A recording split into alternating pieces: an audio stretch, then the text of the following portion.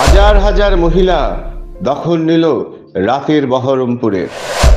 স্বাধীনতা দিবস শুরু হওয়ার কয়েক মিনিট আগে রাতের দখল নিল বহরমপুর শহরে হাজার হাজার মহিলারা। দাবি, উই ওয়ান্ট জাস্টিস। বহরমপুর শহরে টেক্সটাইল কলেজের মোড়ে মিলিত হয়, সমবেত হয় এবং সেখান থেকে প্রতিবাদ জানাতে থাকে, ধিক্কার জানাতে থাকে। কারোর হাতে প্ল্যাকার্ড, কারো হাতে মশাল। সমবেত হয় হাজার হাজার মহিলা, তাদের সঙ্গে ছিলেন পুরুষরাও।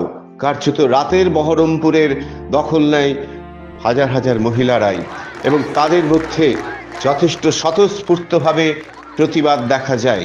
এবং তারপর সেই প্রতিবাদ টেক্সটাইল কলেজের মোড় থেকে প্রতিবাদ র্যালি কিন্তু এগিয়ে যায়, কারো হাতে মশাল, কারো হাতে প্ল্যাকার্ড নিয়ে বহরমপুর ব্যারাক স্কোয়ারের ভেতরে তারা প্রবেশ করেন।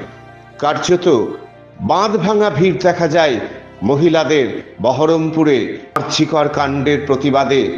হত্যাকাণ্ডে যারা যুক্ত, ধর্ষণের সঙ্গে যারা যুক্ত, তাদের কঠোর থেকে কঠোরতম শাস্তির দাবিতে সোচ্চার হন তারা।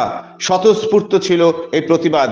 এই প্রতিবাদে বহরমপুরে কোনো রাজনৈতিক রং ছিল না, শুধু মহিলাদের ডাকে মহিলারা যেমন ছিলেন রাতের দখল বহরমপুরে, একই সঙ্গে কিন্তু স্বতঃস্ফূর্তভাবে উপস্থিত ছিলেন হাজার হাজার পুরুষরাও।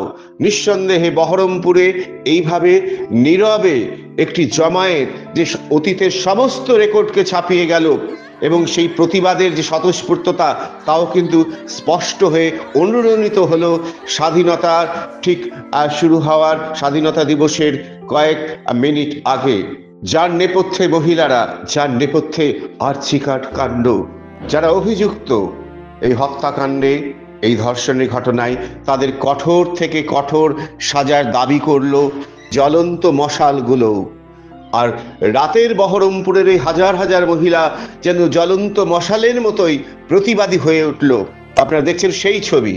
বহরমপুর থেকে রাজীব ঘোষের রিপোর্ট, সবসময়।